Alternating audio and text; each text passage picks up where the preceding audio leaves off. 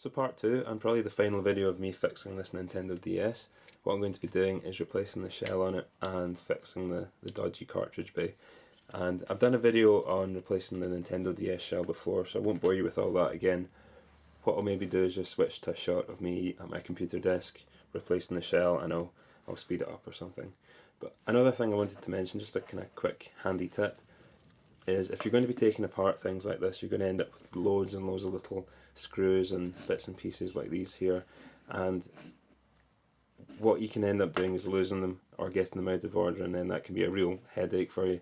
So what I like to use is an ice cube tray like this, and what that lets you do is it keeps all the little screws and everything safe, and the other cool thing is you can keep them in order as you take them off the device, so you know what order they were taken off, and then you can go back in reverse and put them back together again without getting anything messed up.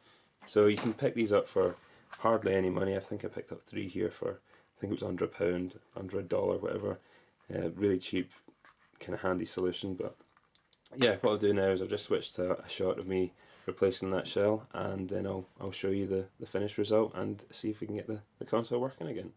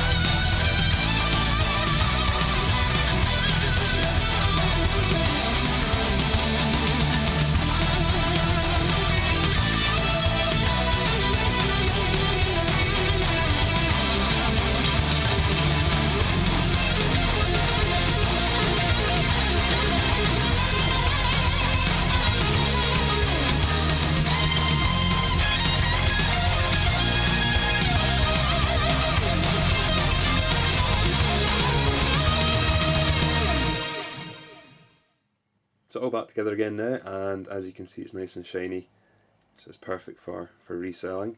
And I don't know if you'll be able to tell from the footage you've just seen, but I had a bit of a problem getting the top section of the case back together again, and it was kind of my own fault.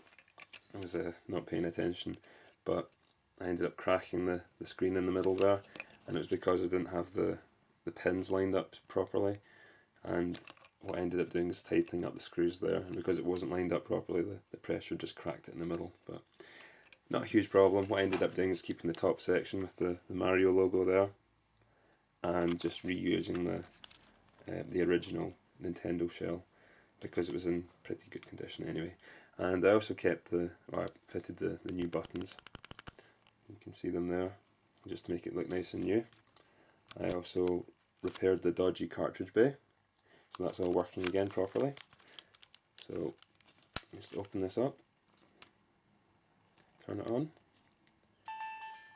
You see it's all working fine. The game should load. There we go. So Grand Theft Auto is now loading.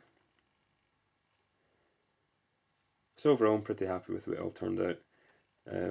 What I'll now do is resell it on eBay, and the Nintendo DS Lite usually hold their value pretty well, and that's mainly because they have the GBA slot. You can play your Game Boy Advance games on them, and they're also kind of smaller and have better battery life than some of the other versions of DS. But overall, happy with it, how it all turned out, so I hope this is kind of interesting to watch. But as always, thanks for watching, and I'll catch you again soon.